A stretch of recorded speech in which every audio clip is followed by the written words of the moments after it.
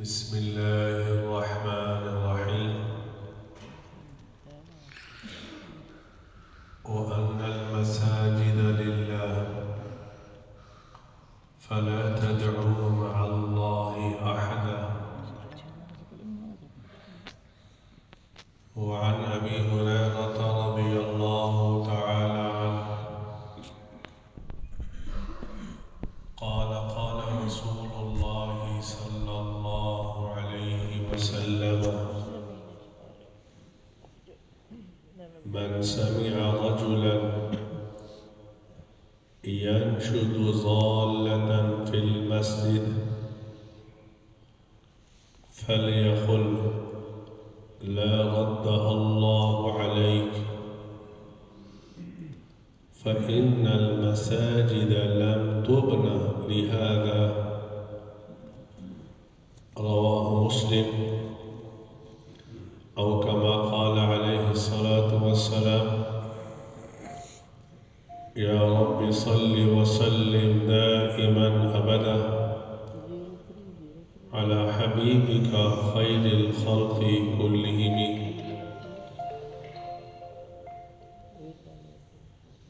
میرے دوستوں، بزرگوں، میرے بھائیوں اور میری بہنوں،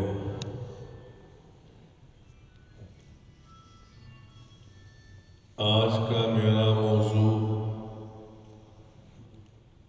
مسجد کے مقاصد کیا ہے۔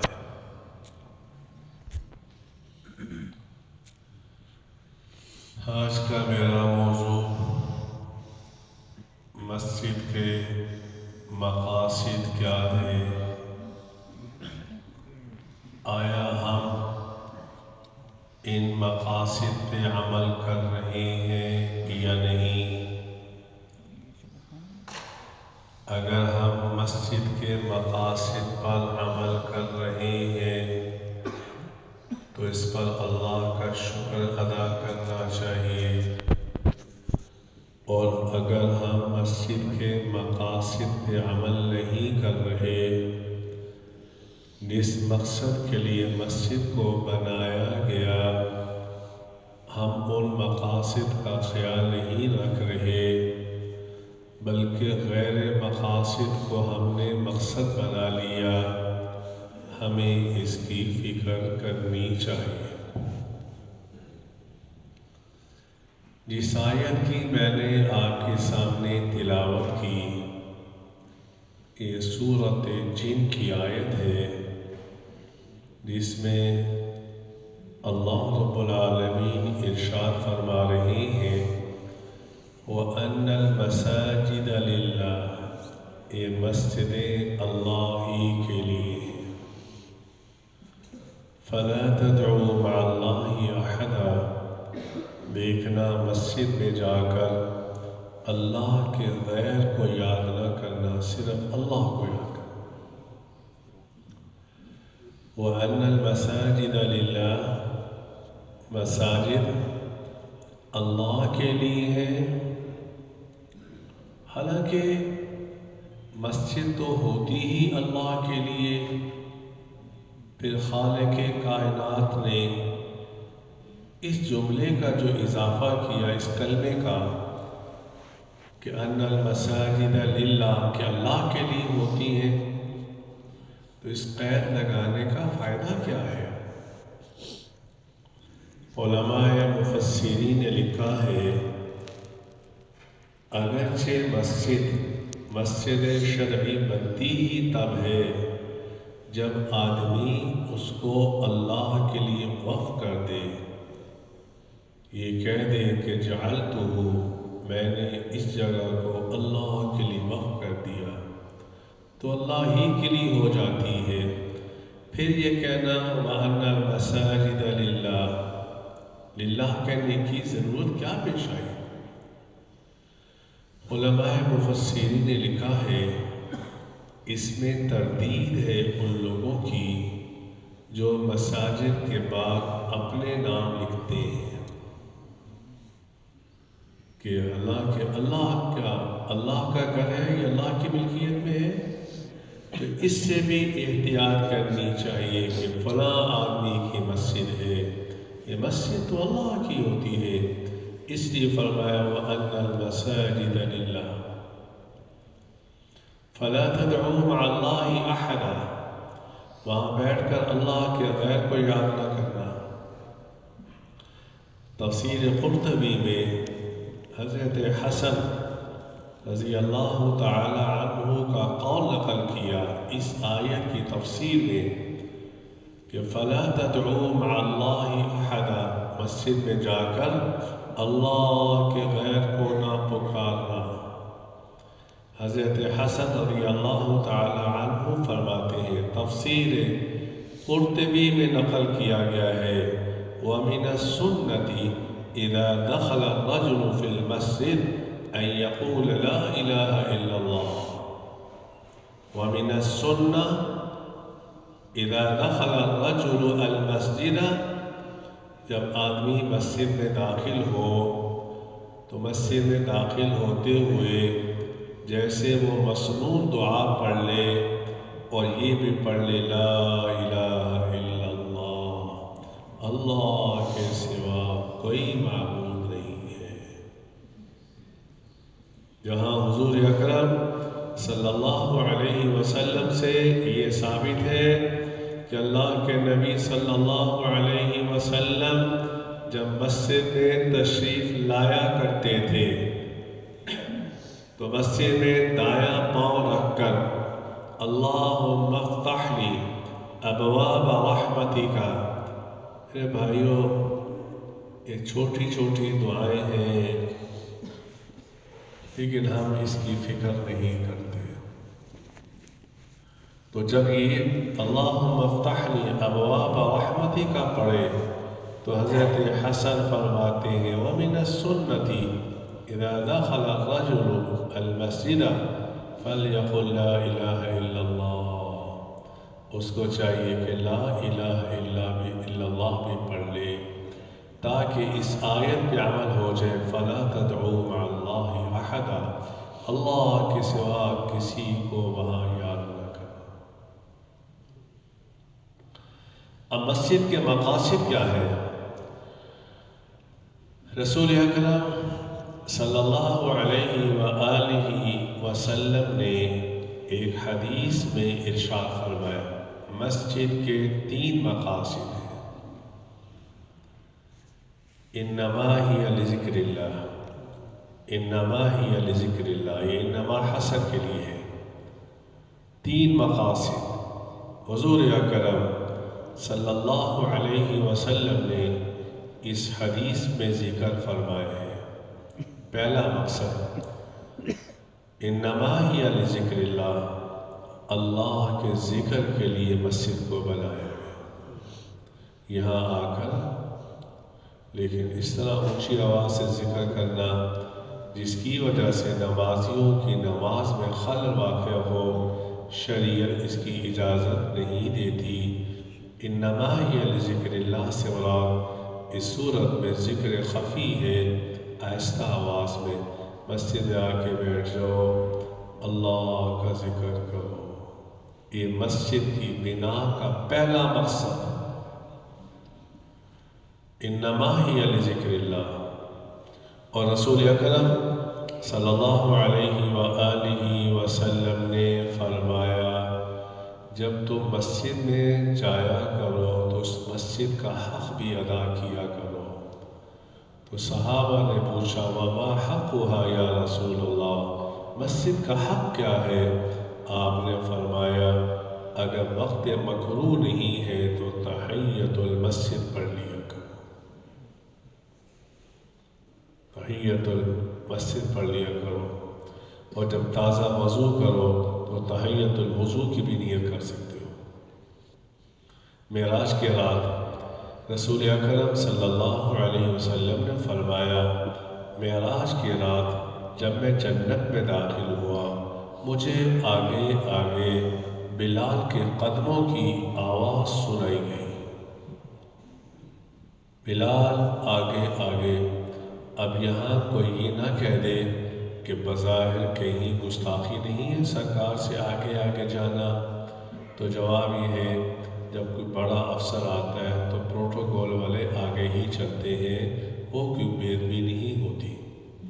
تو اللہ کے نبی صلی اللہ علیہ وسلم نے صبح بلال سے پوچھا، بلال یہاں تو کیا عمل کرتا ہے؟ جب میں جنت میں جا رہا تھا تیرے قدموں کی آگے آگے آواز آ رہی تھی۔ حضرت بلال نے کہا، یا رسول اللہ صلی اللہ علیہ وسلم، جب میں وضو کرتا ہوں تو 2 نفل تحیۃ الوضو کے پڑھ لیتا ہوں۔ فرمایا ہاں، یہ وجہ بنی ہے کہ تو جنت میں آگے آگے جا، وضو تو کرنا ہے۔ تو صحابی نے پوچھا، یا رسول اللہ صلی اللہ علیہ وسلم مسجد کا حق کیا ہے؟ کہا جب تم مسجد میں داخل ہو فَلْيَرْكَعْ رَكْعَتَيْنِ فَلْيَرْكَعْ رَكْعَتَيْنِ 2 رکعتیں تحیۃ المسجد پڑھ لیا کرو، بشرطے کہ وقت مکروہ نہ ہو۔ ملا علی قاری علیہ رحمۃ اللہ باری نے مرقات شرح مشکات میں نقل کیا ہے، مرقات شرح مشکات میں نقل کیا ہے، اگر وقت مکروہ میں آدمی مسجد میں داخل ہوا تو سبحان اللہ، الحمدللہ، لا الہ الا اللہ، لا حول ولا قوة الا باللہ، یہ 4 کلمات پڑھ لے گا، اللہ اسے تحیۃ المسجد کا اجر عنایت فرما دیں گے۔ تو مسجد کے بنا کا پہلا مقصد اللہ کے نبی صلی اللہ علیہ وسلم نے فرمایا، جب مسجد میں جایا کرو انما ہی لذکر اللہ، اللہ کا ذکر کیا کرو، آہستہ بیٹھ کر اللہ دل میں۔ دوسرا مقصد انما ہی لذکر اللہ وللصلاۃ، نماز۔ اور یہ بتاتا جاؤ، نفلی عبادت اپنے گھروں میں کرنی چاہیے، نفلی عبادت اپنے گھروں میں کرنا افضل ہے، فرضی عبادت مسجد میں کیا کریں۔ لیکن اگر کسی نے نفلی عبادت مسجد میں بھی کر لی تو لا بأس بہ، اس میں کوئی حرج نہیں ہے۔ آدمی کو پتہ ہے گھر جاتے ہوئے سستی ہو سکتی ہے، کہیں سنتیں چھوٹ نہ جائے، پھر مسجد میں پڑھ سکتا ہے۔ لیکن اکثر یہی ہے کہ اللہ کے نبی صلی اللہ علیہ وسلم نفلی عبادت اپنے گھر میں کیا کرتے تھے، اسی لیے آپ علیہ الصلاۃ والسلام نے فرمایا، لا تجعلوا بیوتکم مقابر، دیکھنا اپنے گھروں کو قبرستان نہ بنانا، جیسے قبرستان میں عبادت نہیں ہوتی، دیکھنا اپنے گھروں کو ایسے نہ بنانا۔ نفلی عبادت گھر میں کرنی چاہیے تاکہ بچوں کو بھی پتہ چلے کہ نماز بھی اللہ کا ہی حکم ہے۔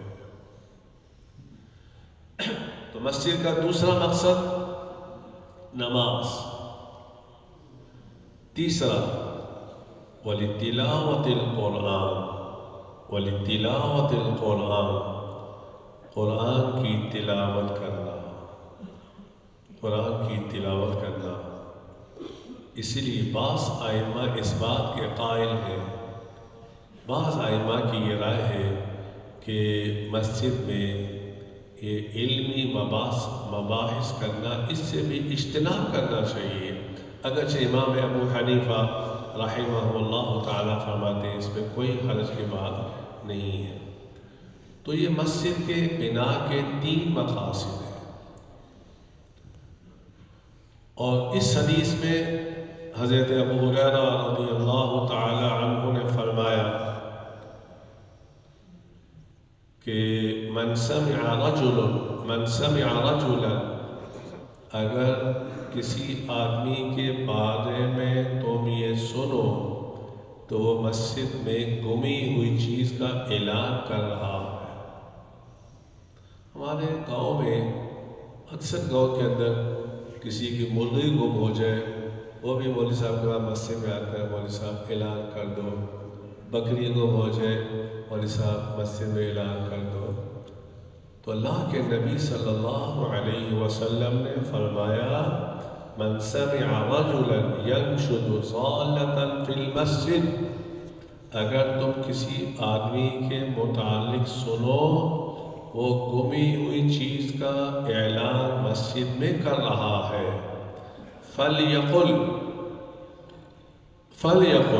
لَا رَدَّهَ اللَّهُ عَلَيْكَ، تو تم اس کے لیے یہ بدعا کیا کرو اللہ کرے کہ تیری چیز نہ ملے۔ لیکن یہ مسئلہ بتاتا جاؤں، اگر کسی آدمی کی چیز مسجد میں گمی ہو وہ اعلان کر سکتا ہے، لیکن اس حدیث کا تعلق کس کے ساتھ ہے؟ اگر وہ چیز مسجد سے باہر گمی ہوئی ہو اور پھر کہا جائے کہ مولانا اعلان کر دے، تو اللہ کے نبی صلی اللہ علیہ وآلہ وسلم نے ارشاد فرمایا فَلْيَقُلْ لَا رَدَّهَ اللَّهُ عَلَيْكَ، تم یہ کہا کرو کہ اللہ کرے تیری چیز نہ ملے۔ کیوں؟ فَإِنَّ الْمَسَاجِدَ لَمْ تُبْنَ لِهَذَا، کیونکہ مسجد کو اس مقصد کے لیے نہیں بنایا گیا۔ میرے بھائیوں، مسجد میں تو یہ کام کرنے، 3 کام مسجد کے مقاصد میں سے ہے، لیکن اللہ معاف فرمائے ہم نے مسجد کو سیاست کا میدان بنا لیا۔ عجیب مسجد کے اندر سیاسی گفتگو ہو رہی ہے، مسجد کے اندر عجیب مجالس قائم ہو رہی ہیں جو بنائے مسجد کے خلاف ہے، اور اللہ کے نبی صلی اللہ علیہ وسلم کاروبار کی باتیں مسجد میں ہو رہی ہیں۔ اللہ کے نبی صلی اللہ علیہ وآلہ وسلم نے فرمایا اگر کوئی کاروبار کی بات مسجد میں کرے تو تم یہ کہہ سکتے ہو اللہ کرے تجھے کبھی بھی نفع نہ ہو۔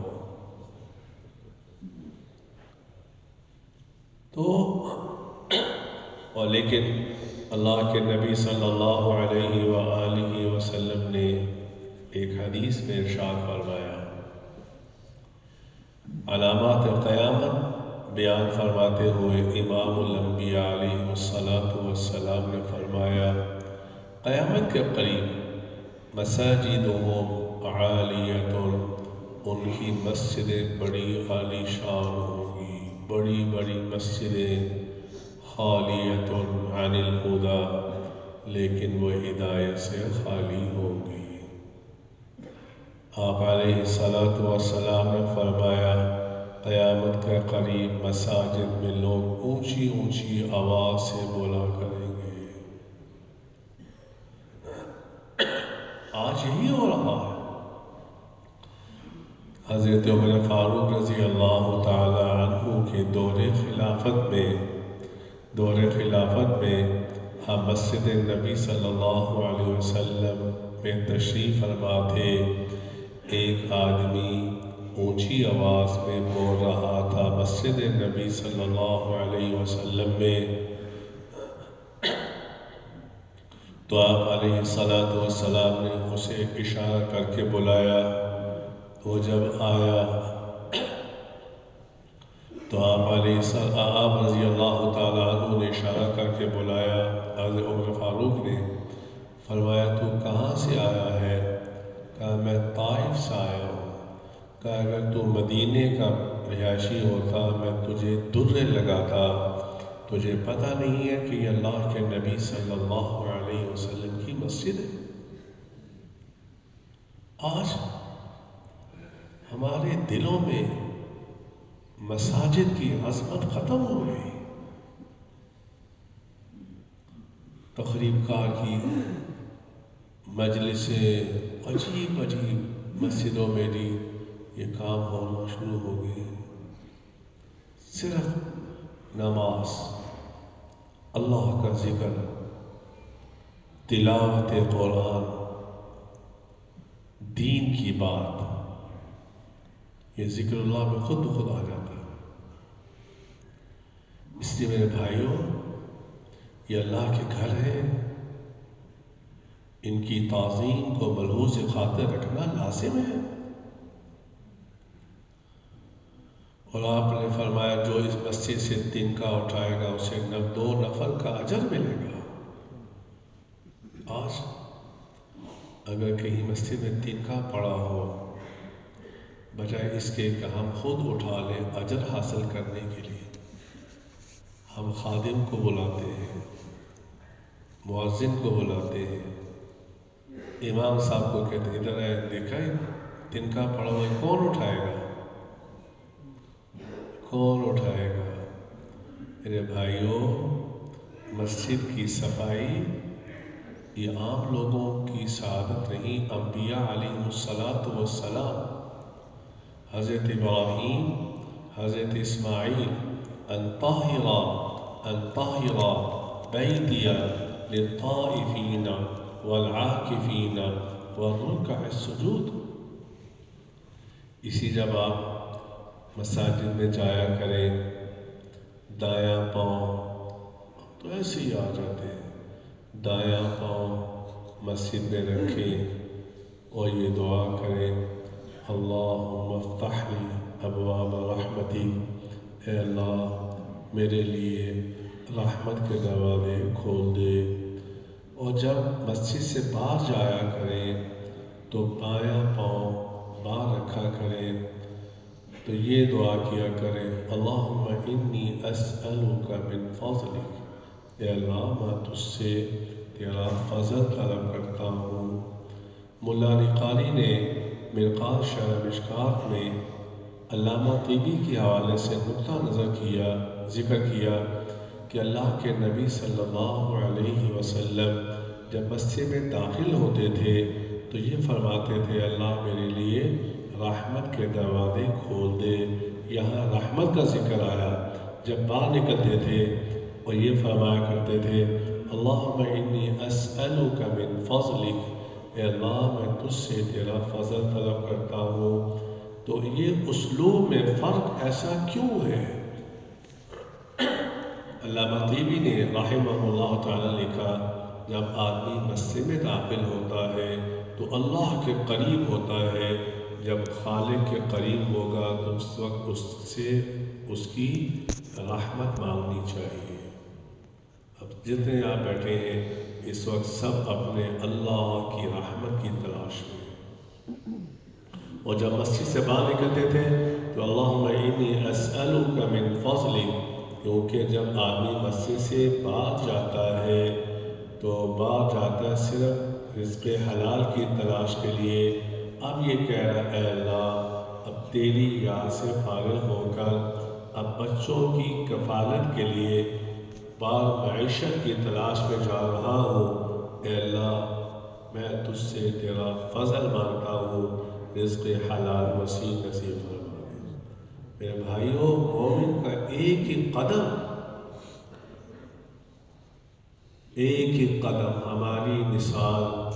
ہماری مثال کیسی ہے؟ ایک نابینا آدمی ہو اور وہ ایسی جگہ سے گزر رہا ہو جہاں کانٹے بھی پڑے ہوں، وہاں وہ ٹٹول کے قدم اٹھاتا ہے۔ مومن دنیا کی زندگی میں جب بھی قدم اٹھاتا ہے، سوچتا ہے، پھر سمجھتا ہے، پھر قدم اٹھاتا ہے کہ اس موقع پر میرے نبی صلی اللہ علیہ وسلم نے مجھے کون سی تعلیمات دے رکھی ہیں۔ میرے نبی نے 24 گھنٹے کی زندگی مسجد میں کیسے آنا ہے، مسجد سے باہر کیسے جانا ہے، بازار میں کیسے جانا ہے، گھر میں کیسے رہنا ہے، بچوں کے ساتھ کیا سلوک کرنا ہے۔ حضرت حضور نے فرمایا بچوں کے بارے میں، اکرموا اولادکم، اپنی اولاد کا اکرام کیا کرو۔ آج ہم اپنی اولاد کے لیے ایک دہشت گرد بن کے سامنے آتے ہیں، بیٹا بات ہی نہیں کر سکتا۔ تو اس لیے میرے بھائیوں، مساجد کے 3 مقاصد ہیں: اللہ کا ذکر، نماز قرآن کی تلاوت، اس کے علاوہ مسجد کو دوسرے مقاصد میں استعمال کرنا مناسب نہیں ہے۔ اللہ مجھے بھی آپ کو بھی ان باتوں پر عمل کی توفیق عطا فرمائے۔ وآخر دعوانا الحمد للہ